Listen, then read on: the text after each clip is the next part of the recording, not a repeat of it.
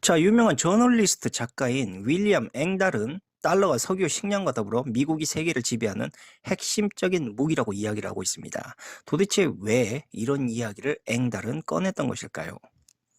또한 달러는 어떤 구조와 생리로 인해서 전 세계 경제와 국가를 지배하는 핵심 무기로 돌변할 수 있었던 것일까요? 달러의 무기와 주제를 궁금해하시는 분들이 꽤 많은 것 같아서 지금부터 짧고 쉽게 그리고 자세히 설명하도록 하겠습니다. 굳이 말씀드렸던 앵달이 달러에 대해 강조하지 않더라도 달러라는 화폐는 발행을 통해서 얻는 이익과 미국의 금융 및 자본시장의 중심을 이루는 국제 자금순환 유통의 구조 생태계 안에서 이미 여러 나라들에게 금융의 영향력을 행사하는데 절대 빼놓을 수 없는 매우 중요한 요소가 되었다라는 것, 이것은 누구든 동의할 수밖에 없을 것입니다. 사실 이런 인피니티 스톤과 같은 파괴적인 이유 때문에 그동안 미국은 별다른 노력 없이 달러에서 얻는 이익만을 통해 국익을 극대화할 수가 있었고, 달러의 이익과 달러의 가치를 보존할 수 있게 해주는 강력한 세계 제1의 국방력이라는 화폐와 군사력의 상호 교환적 권한을 통해 그동안 안정적인 글로벌 경제 질서를 미국 독자적 결정으로 만들어낼 수 있었던 것입니다. 우선 달러를 통해 미국이 얻을 수 있는 이익은 크게 두 가지 형태로 나눠볼 수 있습니다. 첫 번째로 화폐 발행 차익입니다. 과거도 그렇고 현재도 미국이 얻는 화폐 주조 차익은 변함없이 같습니다. 우리가 흔히 알고 있는 1달러의 인쇄비는 대략 3센트 정도이고, 미국 정부는 1달러로 상품을 구매함으로 인해 97센트의 신효리지, 즉 화폐 발행 차익을 얻고 있는 셈입니다. 쉽게 말해 그들은 고작 3센트의 비용으로 무려 1달러짜리 상품들을 구매하고 있는 셈이다라고 생각하시면 됩니다. 바로 이러한 특성 때문에 국제무역에서 미국 사람들이 달러를 지출해서 해외 상품과 서비스를 구매한 다음에 외국 사람이 다시 그 달러로 미국의 상품과 서비스를 재구매하지 않는 이상 그만큼 미국은 화폐 주조 차익을 얻게 되는 것입니다.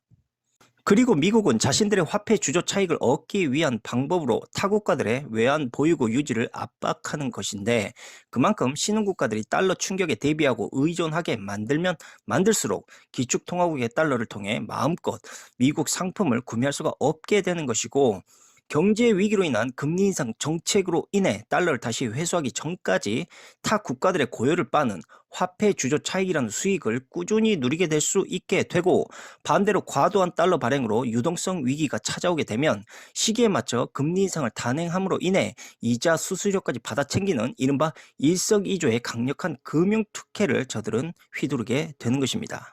이러한 이유 때문에 미국은 기축통화를 발행하고 남발하는 국가이자 동시에 세계 최대 채무국이라고 볼 수도 있는 것이기 때문에, 만약 달러의 가치가 내려가게 되면 그만큼 달러와 달러 표시 증권의 소유자는 당연히 손해를 보게 되는 것이 맞는 말이겠지만, 결국 이것 또한 화폐 발행 차익을 통해 거의 모든 손해를 메워버립니다. 바로 이것이 현재 세계적으로 사채 짓을 저지르면서 국가부채 또한 어마어마하게 늘어나고 있음에도 불구하고 미국 경제가 좀처럼 흔들리지 않는 가장 큰 이유 중 하나입니다.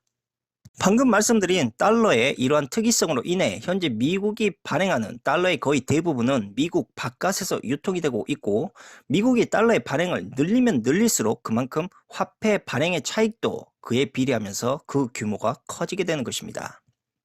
그렇다고 미국이 무한대로 달러 발행을 늘릴 수 없는 것 또한 사실입니다. 그 이유가 무엇이냐면, 달러의 무분별한 발행으로 가치가 급격히 하락하게 되면 미국 바깥의 타 국가들의 달러 보유자들이 달러의 가치가 하락해 버리기 때문에 다른 자산으로 바꿔버리려고 하는 문제들이 생길 수 있기 때문입니다.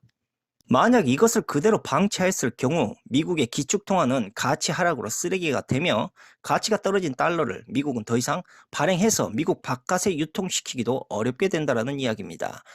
바로 이런 상황에서 미국은 패드를 통해 자신들의 달러를 지키는 것에서만 몰입을 하게 되고, 온갖 금리 정책을 펼쳐서 글로벌 경제가 박살이 나더라도 달러를 다시 회수하는데, 그리고 달러 가치를 끌어올리는 일에만 신경을 쓰게 되는 것입니다. 그렇다면 과연 이것이 사채꾼들이 하는 짓과 무엇이 별반 다르다라는 것입니까? 오직 미국 정부와 패드의 잘못된 화폐 발행 정책으로 인해 생긴 이 문제 책임들을 모두 나몰라라면서 자신들의 화폐 가치 살리기에만 혈안이 되어 있는 그런 기축화폐라면 이것을 굳이 기축통화로 써야 할 이유는 더더욱 없는 것은 물론이고 그 책임감 또한 기축화폐국에서 그 지위에서 물러나야 되는 것이 당연한 것이겠지만 아까 이야기했듯 그들의 달러 가치의 유지를 위해서 압도적인 세계 1위의 군사력을 함께 보유하고 있다 보니 섣불리 대항할 수도 없다라는 것, 이것을 또한 무시할 수가 없다라는 겁니다. 그리고 만약 그들의 달러에 의문을 갖는 국가가 존재한다면 그 즉시 달러 제재 혹은 무력을 행사하며 강압적으로 가치를 유지할 수 있는 만반의 준비를 항상 갖추고 있다라는 이야기입니다. 이러한 이유들로 인해 미국은 항상 달러 가치의 신뢰 문제에 상당히 신경을 쓸 수밖에 없고 필요하다면 전쟁도 불사할 것이며 어떠한 과정이든 일단 달러 가치와 신용에 그 문제만 없게 된다면 늘 그래왔듯 미국은 지속적으로 달러 발행을 거의 무한정 늘릴 수 있게 된다는 의미입니다. 이뿐 아니라 미국의 금융과 자본은 화폐적 차익뿐 아니라 글로벌 시장을 중심으로 기축 화폐 자금 순환이 이루어지는 구조에서 얻는 이익 또한 가지고 있습니다. 국제 금융 제도라는 것은 쉽게 말해 상품과 서비스 대금이 결제되는 것이고 그 과정에서 기축 화폐가 거래되는 공간을 말합니다. 방금 언급드린 국제 거래와 결제가 거의 달러로 직접 그들이 찍어서 그것을 사용하는 것이기 때문에 미국은 비용이 많이 들어가는 외환 준비금 따위는 따로 보유하지 않아도 되고 환율 유지와 안정을 위해 힘들게 노력하지 않아도 됩니다. 여기에서 끝이 아니라 미국은 달러 표시 부채를 아주 쉽고 간단히 발행하면서 다른 나라의 돈을 아무런 리스크 없이 손쉽게 빌려줄 수도 있고 상품 거래에서 적자를 내더라도 자신들의 돈을 찍어서 전혀 어렵지 않게 융통할 수 있습니다. 이게 말이 좋아서 상품 거래 기축통화지 우리가 영화에서 보던 사채꾼들과 뭐가 그렇게 다르다라는 말입니까? 아니 아무리 악독한 사채꾼들도 돈을 지들 마음대로 찍어내지는 못합니다. 사채꾼들보다 더 악랄한 금융 시스템, 바로 이것이 지금의 군사력을 기반으로 한 기축화폐인 것입니다. 방금 전에 말씀드린 그러한 기축통화의 특혜들 때문에 미국과 유대 금융가들은 자신들이 가진 기축화폐 특권인 달러를 세계 경제에서 마음대로 활용하기 위한 환경과 조건을 만들어내는 것에 그동안 모든 혼신의 힘을 쏟아부었던 것이고 그렇게 은밀히 창설된 것이 지금의 사기업 기관인 미국 중앙은행이었던 것입니다. 그러한 명분으로 탄생된 미국 중앙은행이 하는 역할은 딱 두 가지뿐입니다.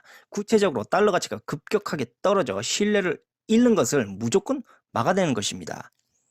세계 경제가 흔들리든 설령 미국 경제가 침체되었든 그들이 하는 것은 자신들이 뿌렸던 달러를 다시 걷어들이고 달러의 가치를 지키는 것, 그것이 그들이 하는 가장 첫 번째 역할이고 또 하나는 미국 밖의 타 국가들을 통해 달러를 가급적 더 많이 보유하도록 유도하면서 화폐 발행 차익을 유지시키게 만들기 위한 것, 즉 글로벌 국제 금융과 무역을 통해 자신들의 달러의 유동력을 최대한 확대하는 것이 그 두 번째 목표입니다.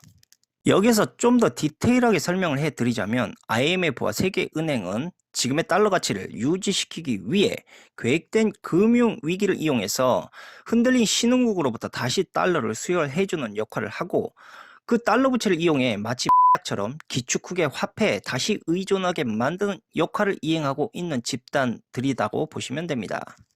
여러분들이 지금 이렇게 들으신 것처럼 부당한 달러의 발행과 유통의 확대 정책을 통해 미국은 주변국에게 달러의 가치를 그동안 유지할 수가 있었던 것이고 그 영향력을 지속적으로 행사하면서 정치, 군사, 경제적인 이익을 꾸준히 독점적으로 얻어왔습니다. 그리고 만약 자국의 경제 위기가 지금처럼 발생할 때에는 그 많은 책임들을 회피해버리고 인플레이션을 타국에 팔아 제끼면서 주변국의 어깨로 모든 책임을 떠넘길 수가 있었습니다. 이 말인즉슨 미국은 명백히 기축화폐를 마음대로 양산하고 또한 남용하는 국가였음에도 불구하고 이상하게 그들이 만들어낸 천문학적인 부채 덩어리의 책임은 모두 기축화폐에 의지하고 있는 국가들이 떠안아야만 했다는 것입니다. 우리가 약간의 자료만 인용해 보더라도 실제로 2009년에서 2020년, 그러니까 대략 9년 동안 미국은 상품과 서비스 수지 적자를 꾸준히 만들어냈습니다. 물론 어느 나라든 간에 한두 해간의 상품과 서비스 수지 적자 낼 수 있습니다. 그런데 무려 9년이라는 장기적인 시간에 걸쳐서 적자를, 그것도 지속적으로 내면서 경제가 지금처럼 굳건히 나아갈 수 있었던 상황, 이것은 어떻게 보더라도 분명히 비정상적인 경제 현상입니다. 바로 이러한 비정상적인 경제 활동을 가능하게 하는 것이 지금의 달러의 특권이라는 것입니다. 이뿐 아니라 미국은 9년이라는 기간 동안 연평균 1조 4,713억 달러의 재정 수지 적자도 냈습니다.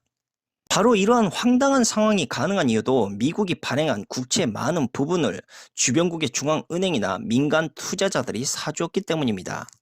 그렇다면 도대체 왜 주변국들의 중앙은행들이 미국의 국가부채를 무엇 때문에 사들이는 것이고 정부는 왜 그것을 방관만 하고 있는 것인가? 그리고 정부는 왜 미국 국채를 사들이는 중앙은행들의 돈을 자꾸만 빌려가는 것인가?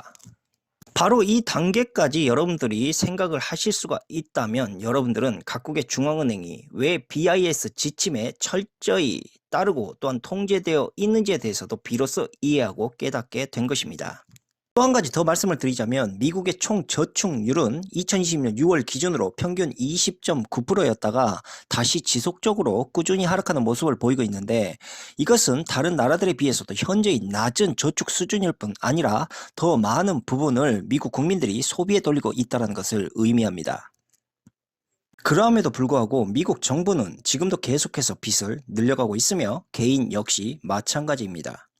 그리고 기업들도 투자 자금을 주로 외부에서 조달을 하고 있기 때문에 정부와 개인의 자금 조달 원천은 결국 미국 바깥에서 이루어지고 있다는 얘기도 됩니다.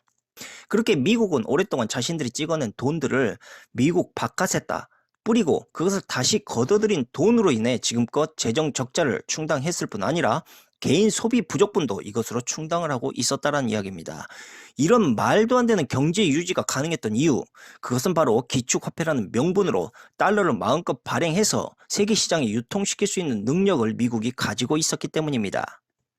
바로 이것이 그동안 여러분들이 그렇게 궁금해 왔었던 기축화폐의 적나라한 진실이며 허공에서 만들어진 빈부격차의 가장 큰 원흉이자 계획된 경제 위기를 이용해서 여러분들의 삶을 유린해가며 메마른 유리지갑을 탈탈 털어갔었던 강대국 화폐의 불편한 진실이었던 것입니다. 감사합니다.